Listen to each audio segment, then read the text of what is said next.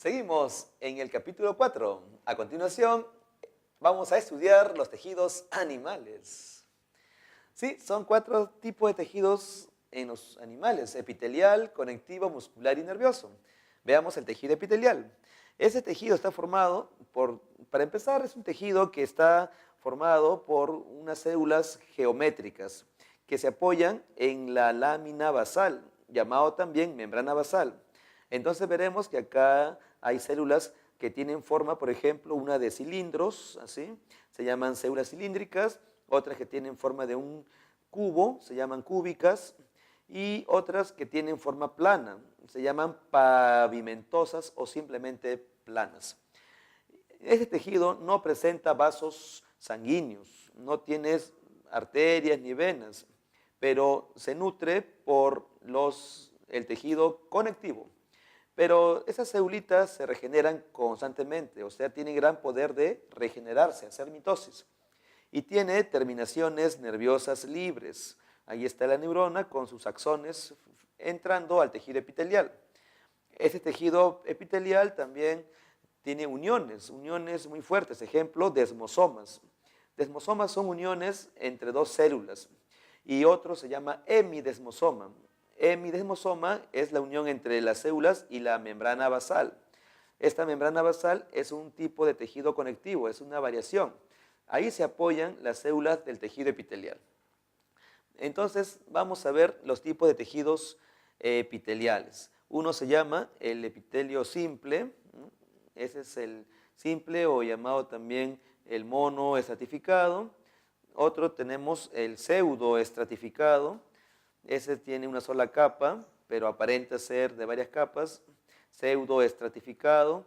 El otro se llama el estratificado, el que tiene varias capas, estratificado, llamado también algunas veces poliestratificado.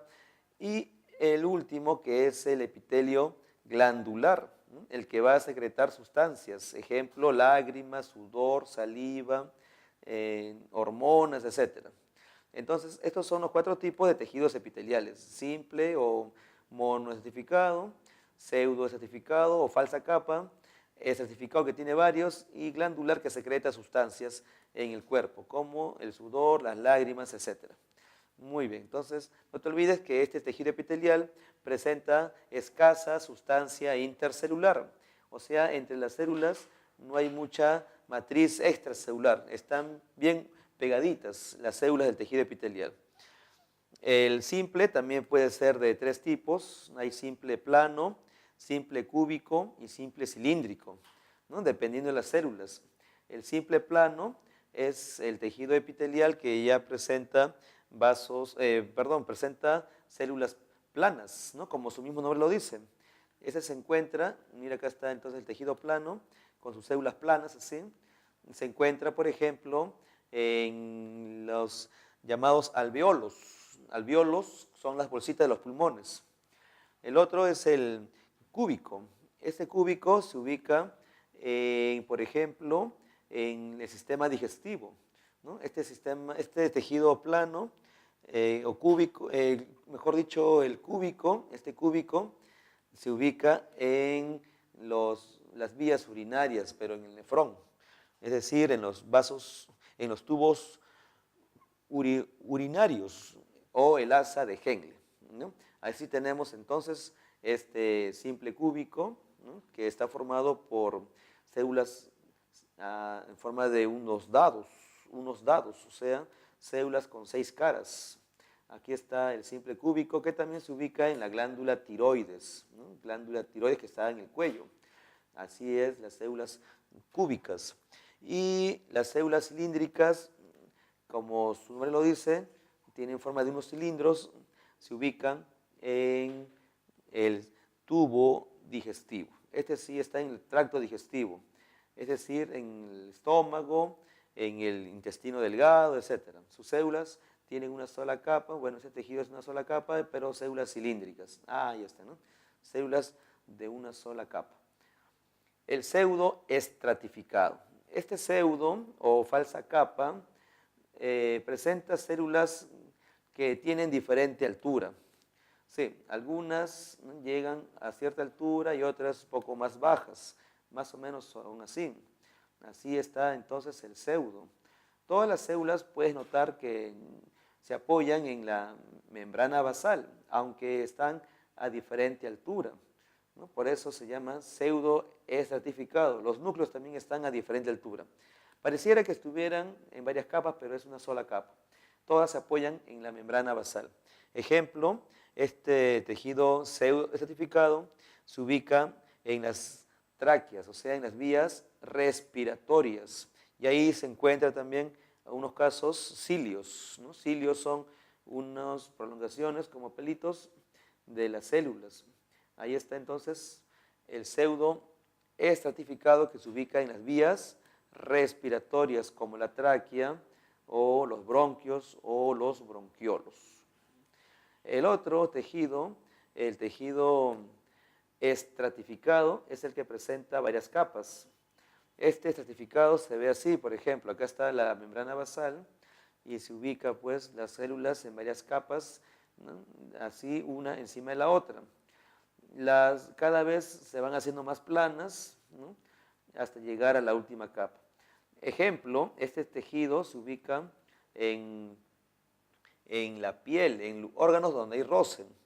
La piel, por ejemplo, es un órgano, ¿no?, donde se ubica en la epidermis, este poli o simplemente estratificado. También la boca, ¿no?, y quizás también ahí en las vejigas, ¿no? La vejiga también tiene poliestratificado o simplemente estratificado. Muy bien. El otro es el epitelio o tejido epitelial glandular. Este glandular, como su nombre lo dice, ¿no?, es el que va a secretar sustancias de unas glándulas. Esas glándulas pueden ser exocrinas, endocrinas o mixtas. Entonces, este epitelio glandular, ¿no?, ya dijimos, puede ser exocrino porque va a secretar hacia afuera las sustancias, hacia una cavidad o fuera del cuerpo. Endocrina son las que producen las hormonas. Las hormonas como ejemplo, las glándulas tiroides, ¿no?, la glándula hipófisis, etc. Y las glándulas mixtas o anficrinas son las que producen las dos sustancias, o sea, exocrina y endocrina.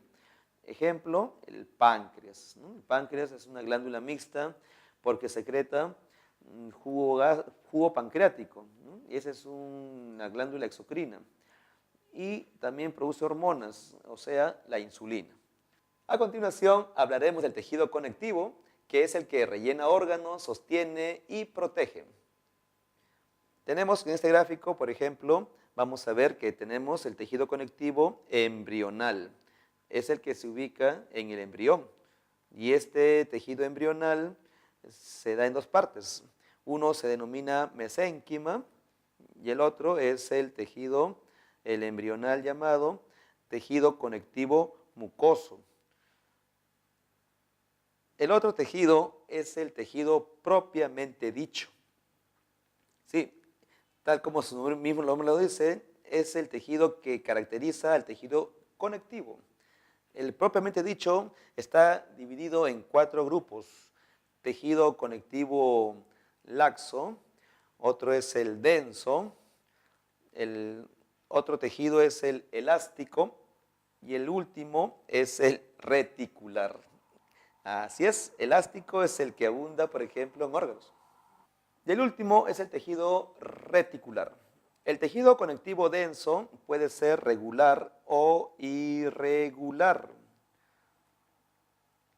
En cambio, a continuación, el tejido conectivo especializado. Es el tejido que ya está especializado, o sea, está formando órganos que tienen una función específica. Son 4 tipos. El tejido adiposo, la grasa, el que nos produce calor y almacena energía de reserva. 2 tipos de tejido adiposo, unilocular y el otro se llama multilocular. Multilocular o el que presenta varias gotas de grasa. El tejido cartilaginoso es el que se encuentra justamente como su nombre lo dice, en los cartílagos, es decir, en la oreja, en la punta de la nariz, entre los dedos, o sea, en los huesos de los dedos o de las extremidades. Presenta tres tipos. Uno se llama hialino, que es de color azul, abunda en el esqueleto de los embriones. El otro es el fibroso, que es el tejido más duro, el conectivo más duro que se encuentra en la parte central del cuerpo, soportando peso, y el elástico, que se ubica en el pabellón auricular y en las vías auditivas. El tejido óseo, ¿no? El tejido óseo es el tejido más duro del cuerpo. Bueno, es uno de los tejidos más duros y está formado por dos tipos. El esponjoso, que está dentro de los huesos, y el compacto, que se encuentra alrededor del hueso. El esponjoso es el tejido rojo del hueso. Cuando comes pollo a la brasa, por ejemplo, la pierna dentro tiene esos rojitos, se llama esponjoso, que es el lugar donde se forma la sangre. Es la llamada médula ósea roja. La sangre o tejido sanguíneo es un tejido líquido que transporta todo tipo de sustancias. Y la sangre está formado por dos componentes. Uno se llama el plasma o suero y el otro los elementos formes. Los elementos formes son generalmente las células de la sangre. ¿Quiénes son esos elementos formes? Son tres. Los glóbulos rojos o eritrocitos, llamados también hematíes, que son los que llevan el oxígeno en la sangre. El otro son los leucocitos, los que nos defienden, llamados también glóbulos blancos, nos dan la inmunidad o defensa. Y los trombocitos o llamados plaquetas, que son los que coagulan la sangre. Se originan, no son células, los trombocitos o plaquetas son fragmentos de una gran célula llamada la megacariocito. Y leucocitos, los blancos, o sea, los que nos defienden, se clasifican en dos grupos.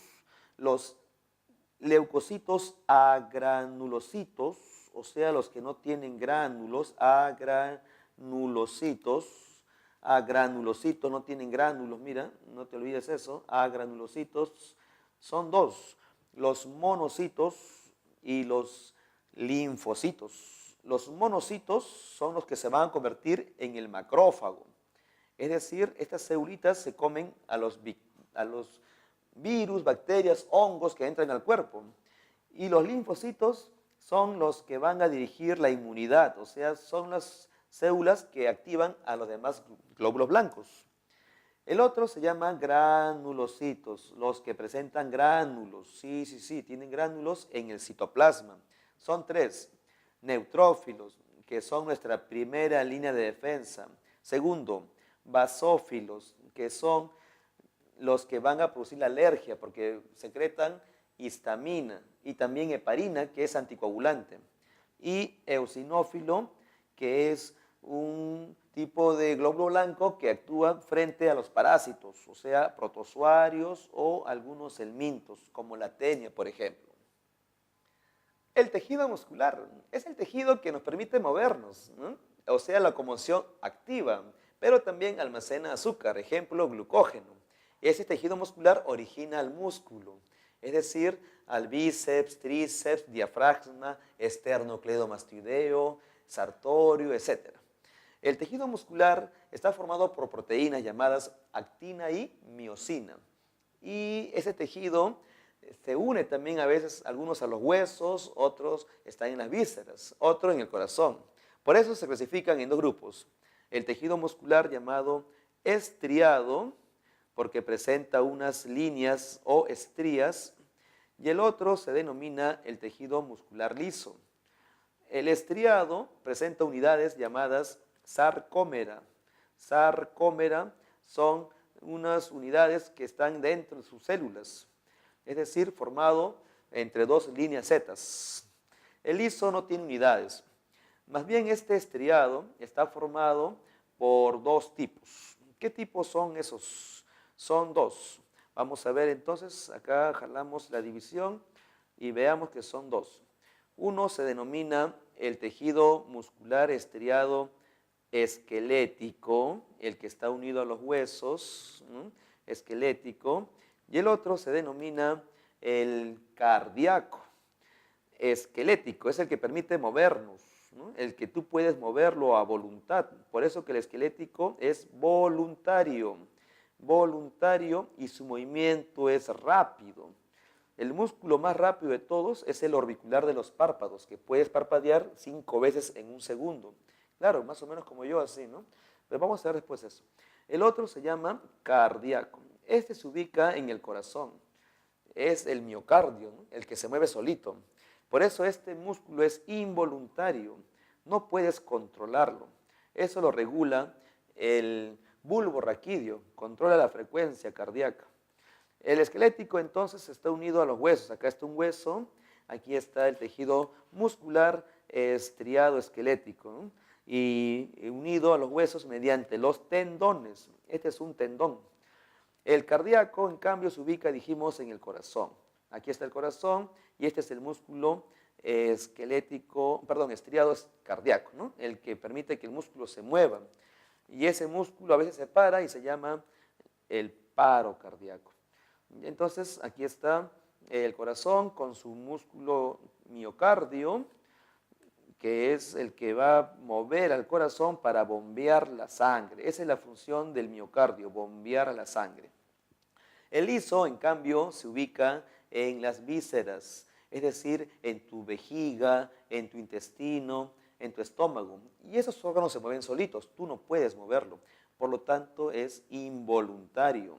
Y sus células presentan unas formas como extremos en punta. Así están las células del tejido muscular liso, ¿ves? Son células aguzadas y se presenta un núcleo central, solo un núcleo por cada célula. En cambio, mira acá en el esquelético, sus células son cilíndricas alargadas, ¿ves? Del cardíaco también son cilíndricas, pero son ramificadas. Así se ubican, así se van a estar conformando. Y este estriado cardíaco presenta discos intercalares, que son las membranas que separan a las células. Y sus núcleos, 1 a 2, así, dependiendo, ¿no? Pueden tener 1 o 2, y son núcleos centrales. En cambio, el esquelético, sus núcleos son periféricos, alrededor de la célula. A la célula también se le llama fibra muscular o miocito. Y presenta, como decíamos, las estrías, ¿no?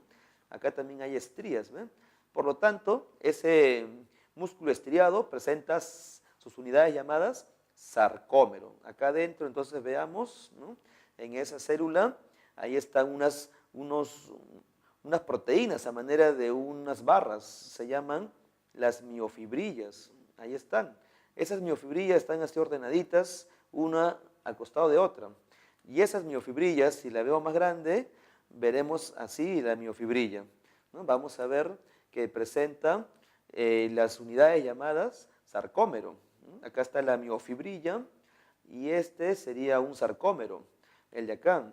Esta es una línea Z y esta es otra línea Z. Entonces, aquí están las actinas, actina, y entre ellas la proteína miosina, que es la principal proteína del músculo. Estos son las miosinas y cuando se contrae, ¿no? Acá se acorta, ¿no? El sarcómero se va a cortar. Eso sería entonces el tejido muscular en el cuerpo de los animales y el ser humano. A continuación, el tejido nervioso, el último tejido del cuerpo. Este tejido nos permite sentir el estímulo y transformarlo en una respuesta. Es decir, estamos trabajando ahí las famosas neuronas. Pero no solamente neuronas, también están las otras, las neuroglías. La pregunta es, ¿dónde se ubican las neuronas? ¿En el cerebro o en todo el cuerpo? En todo el cuerpo tenemos neuronas, no solo en el cerebro, hasta en la punta del dedo y del pie, en la cabeza también, para sentir el estímulo del medio ambiente. Entonces, el tejido nervioso nos permite captar el estímulo del ambiente y transformarlo en una respuesta. Componentes del tejido nervioso son dos. Uno se denominan las neuronas y el otro son las neuroglías o simplemente glías. Estas neuroglías no hacen que uno sienta, no. solo protegen a las neuronas, sí, nutren, los defienden, conforman a las neuronas, pero no hacen que uno sienta el estímulo. Solamente las neuronas son las que van a hacer eso, o sea, reciben el estímulo y lo convierten en una respuesta, y eso se llama impulso nervioso. ¿Ya? Entonces las neuronas y las neuroglías son células. Ejemplo, acá tenemos la neurona, ¿no? Que es una célula que tiene, ahí están las siguientes partes. Tiene, por ejemplo, el soma o pericardio o cuerpo celular. Y aquí está el axón, con sus terminaciones llamadas teledendrón, que terminan o rematan en unos botoncitos llamados botón sináptico. En el soma, aquí se ubican las dendritas, ¿no? Las que van a recibir el impulso del ambiente.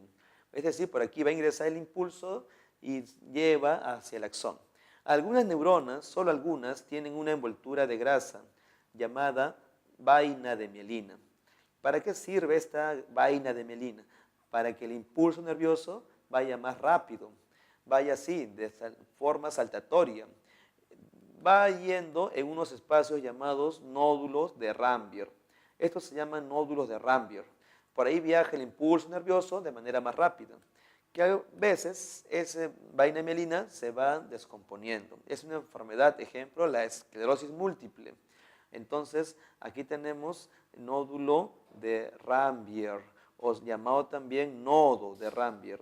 Y este amarillo se llamaba vaina de mielina, que es una grasa que permite que el impulso nervioso vaya más rápido. Todo esto se denomina soma o cuerpo celular o pericardio. En cambio, la colita se llamaba axón o cilindro eje, ¿no? Es la parte más larga de la neurona, ¿ves? Muy bien. ¿Y estas ramitas cómo se llamaban? Las de acá, teledendrón, ¿no? Teledendrón, que terminan en unos botoncitos llamados botón sináptico. Ahí está entonces el teledendrón, que va a rematar en esos botones llamados botón sináptico. Botón sináptico porque ahí va a realizar la sinapsis. O sea, ¿qué es una sinapsis? Es una comunicación entre dos neuronas, pero comunicación química. Es decir, acá se ubica la otra neurona, ahí está el soma, y el impulso nervioso de una célula pasa a la otra, ¿no? Mediante los neurotransmisores. Estas moléculas se llaman neurotransmisores que van a llevar el impulso de una neurona a otra. Claro que ingresará por las dendritas y luego pasa al soma y luego al axón y así continúa el impulso nervioso, ¿no? Muy bien. Las neuroglías, no te olvides que son 5 tipos. Ahí está, por ejemplo, astrocito, ¿no? Vamos a poner acá entonces, ¿no? Tenemos el astrocito. Mira, son 5, 3, 4, 5. Sí, astrocitos son las glías o neuroglías que van a nutrir a la neurona. Nutren, es decir, sacan glucosa de la sangre y lo mandan a la neurona. También le otorgan la barrera hematoencefálica. Segundo, los oligodendrocitos. Estas celulitas oligodendrocitos van a formar esta vaina de mielina. Esta vaina de mielina, pero en el sistema nervioso central. En el sistema nervioso central, o sea, en el encéfalo y la médula espinal. La célula de Schwann, esta neuroglía, es la que va a formar también vaina de mielina, pero en el sistema nervioso periférico. ¿Cuál es el periférico? Los nervios craneales, nervios espinales y el simpático y el parasimpático. Esos son entonces el sistema nervioso periférico, que ahí están las neuronas con su vaina de mielina formada por la célula de Schwann. La cuarta neuroglía se llama microglías. Estas glías son los que defienden a las neuronas, pero comiéndose a los virus. Es decir, son macrófagos que realizan la fagocitosis. Ingresa un virus, por ejemplo, de la rabia. La rabia, ese virus ataca al cerebro y ese macrófago se lo va a fagocitar. Quizás también la polio que ataca la médula espinal y ese macrófago, microglía, se lo va a devorar, o sea, fagocitar. Y el último se llama las células ependimarias. Estas células ependimarias se ubican en la médula espinal. ¿Y qué función cumplen? Formarán un líquido llamado cefalorraquídeo. Este líquido cefalorraquídeo circula por todo el sistema central, nutriendo al cerebro y a la médula espinal. Esto fue entonces el tejido nervioso y recuerda que esto se llama la famosa sinapsis, comunicación entre dos neuronas o quizás entre neurona y un músculo.